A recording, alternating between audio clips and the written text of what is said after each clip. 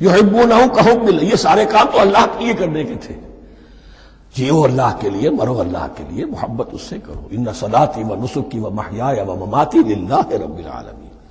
تم نے اپنی یہ ساری نسبتیں کسی اور شے کے ساتھ وابستہ کر دی، تم نے اللہ کا مد مقابل تراش لیا. می تراشت فکر ما ہر دم خدا بندے دیگر، رست از یک بند تا افتاد در بندے دیگر. انسان معبود تراشتا رہتا ہے اپنے ذہن سے، اور ان کے لیے محبت کرتا ہے، جانیں دیتا ہے، قربانیاں دیتا ہے. وَمِنَ النَّاسِ مَن يَتَّخِذُ مِن دُونِ اللَّهِ أَندَادًا يُحِبُّونَهُم كَحُبِّ اللَّهِ. یہ مضمون بھی سورہ حج میں زیادہ واضح ہوگا. وَالَّذِينَ آمَنُوا أَشَدُّ حُبًّا لِلَّهِ. پھر یہ لٹمس ٹیسٹ کا لفظ میری زبان پر آ رہا ہے.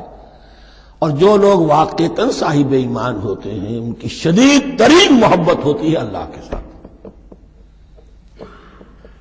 اگر یہ نہیں ہے، اگر یہ نہیں تو بابا پھر سب کہانیاں ہیں. کوئی شے اللہ سے زیادہ محبوب ہو گئی وہ تمہاری معبود ہے. تم نے اللہ کو چھوڑ دیا، چاہے وہ دولت ہی ہے. تعس عبد الدینار و عبد الدرہم، ہلاک اور برباد ہو جائے درہم و دینار کا بندہ. نام عبد الرحمن ہے، حقیقت میں عبد الدینار ہے. دینار آنا چاہیے، حرام سے آئے، حلال سے آئے، جائز سے آئے، ناجائز سے آئے. تو معبود اللہ نہیں ہے، معبود دینار ہے. ہندو نے یہ کیا کہ لکشمی دیوی کی ایک مورتی بنا کر پوجنا شروع کر دیا. یہ لکشمی دیوی اگر ذرا مہربان ہو جائے گی دولت آ جائے گی. ہم نے کہا ہٹاؤ اس درمیان کے لنک کو، سیدھے ہی دولت کو کیوں نہ پوجو. پیٹرو ڈالر کو پوجو، ڈالر کو پوجو. ترک وطن کرو، ماں باپ کو چھوڑو یہاں سے سکتا ہوا کہ مر رہے ہیں اور کوئی ان کا بیٹا ان کی بیٹی ان کے پاس نہیں. کس لیے؟ ڈالر. کون معبود ہوا؟ وَمِنَ النَّاسِ مَن يَتَّخِذُ مِن دُونِ اللَّهِ أَندَادًا يُحِبُّونَهُم كَحُبِّ اللَّهِ وَالَّذِينَ آمَنُوا أَشَدُّ حُبًّا لِلَّهِ وَلَوْ يَرَى الَّذِينَ ظَلَمُوا إِذْ يَرَوْنَ الْعَذَابَ أَنَّ الْقُوَّةَ لِلَّهِ جَمِيعًا. اور کاش کہ دیکھ لیتے یہ لوگ جو اس شرک میں اور اس گناہ میں مبتلا ہیں، ظلم شرک کے معنی، جب وہ دیکھیں گے عذاب کو اور یہ بات واضح ہو جائے گی کہ قوت تو ساری کی ساری اللہ کے ہاتھ میں ہے، کسی کے پاس کچھ نہیں. وَأَنَّ اللَّهَ شَدِيدُ الْعِقَابِ، اور یہ کہ اللہ سزا شدید العذاب، اللہ سزا دینے میں بہت سخت ہے. اس وقت آنکھ کھلے گی تو فائدہ کیا ہوگا؟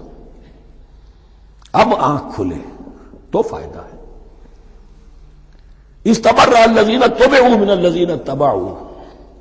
اب انسانی معاشرے کے اندر یہ ہوتا ہے، کچھ لوگ ہوتے ہیں لیڈر لوگ جو اپنے پیچھے لوگوں کو لگا لیتے ہیں، چاہے ڈیماگوگز ہوں، چاہے مذہبی جو ہے وہ مسندوں کے والی ہوں، اپنے پیچھے لگاتے ہیں. اور ان کے پیچھے لگنے والے جو ہیں وہ یہ سمجھتے ہوئے ان کی عزت بھی ہے، ان کا احترام بھی ہے، ان کے نیچے دبے بھی ہوئے، ان کے پیچھے پیچھے چلتے ہیں. قیامت کے دن وہ تبرہ کریں گے کہ تم نے ہمیں مروایا، ہم تمہاری پیروی کرتے رہے، ہم نے سمجھا تم جو کہہ رہے ہیں وہ ٹھیک ہے، ہم نے تمہیں اپنا لیڈر مانا. اب وہ اعلان برات کریں گے، اللہ ہمارا ان سے کوئی تعلق نہیں. استبرأ الذین اتبعوا، اور اس کے جواب میں پھر وہ کریں گے ہمارا تم سے کوئی تعلق نہیں. اس روز کے جن لوگوں کا اتباع کیا گیا تھا دنیا میں، لیڈر لوگ، وہ ان لوگوں سے جنہوں نے پیروی کی تھی ان سے تبرہ کریں گے. وَرَأَوُا الْعَذَابَ وَتَقَطَّعَتْ بِهِمُ الْأَسْبَابُ، اور وہ دیکھ لیں گے عذاب کو، نگاہوں کے سامنے جہنم آ جائے گی اور تمام رشتے منقطع ہو جائیں گے. یوم یفر المرء من اخیہ وامہ وابیہ وصاحبتہ وبنیہ لکل امرئ منہم یومئذ شأن یغنیہ یود المجرم لو یفتدی من عذاب یومئذ ببنیہ وصاحبتہ واخیہ وفصیلتہ التی تؤویہ ومن فی الارض جمیعا ثم ینجیہ. ہر انسان چاہے گا میرے باپ کو، بیٹے کو، بھائی کو، ماں کو، بیوی کو، اولاد کو، تمام انسانوں کو چھوڑ دو جہنم میں، خدا کے لیے کسی طرح مجھے بچا لو.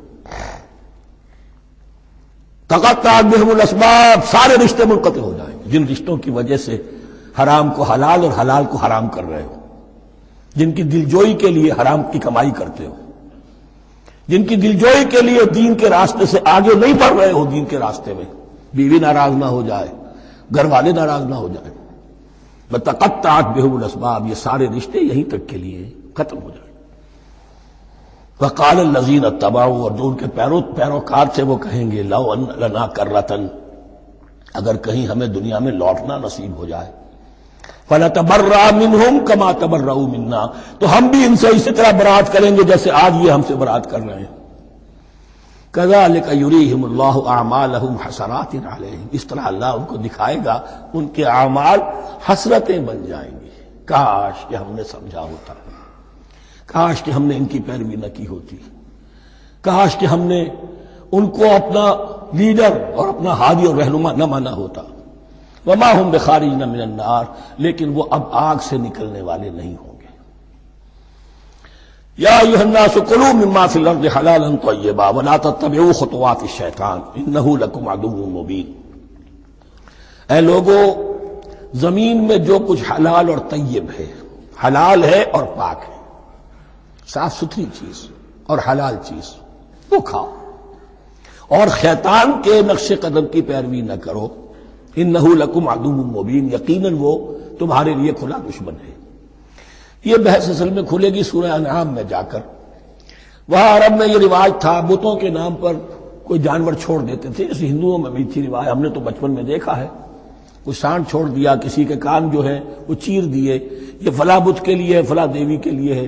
اب اسے کوئی کچھ نہیں کہہ سکتا تھا، وہ جہاں چاہیں وہ منہ ماریں جا کر ان کا، اور پھر ان کا ظاہر بات ہے ان کا گوشت کیسے کھایا جا سکتا تھا۔ تو عرب میں بھی یہ رواج تھے، اور ابھی تک اس کے کچھ نہ کچھ ریزیڈیول ایفیکٹس تھے۔ آباء و اجداد کی جو رسمیں چلی آ رہی ہوں وہ آسانی سے جو ہے وہ چھوٹتی نہیں ہے، کچھ نہ کچھ اثرات رہتے ہیں، جیسے آج تک ہمارے ہاں ہندوانہ اثرات موجود ہیں۔ تو ایسے لوگوں سے کہا جا رہا ہے کہ یہ تمام حرمتیں جو تمہارے ان لوگوں نے مشرکین نے بنا لی تھی، یہ جانور حرام، یہ جانور حرام ہو گیا، اسے فلاں کے نام پر نامزد کیا ہے، اس اونٹ کی جو ہے اتنی اونٹنیوں کے ساتھ جفتی ہو چکی ہے، اب بس اس کو خالی کر دو، چھوڑ دو، نہ اس کے اوپر سواری کی جائے گی اور نہ اس کا گوشت کھایا جائے گا۔ یہ کوئی نہیں ہے، جو چیز حلال ہے اصلاً اور طیب ہے کھاؤ۔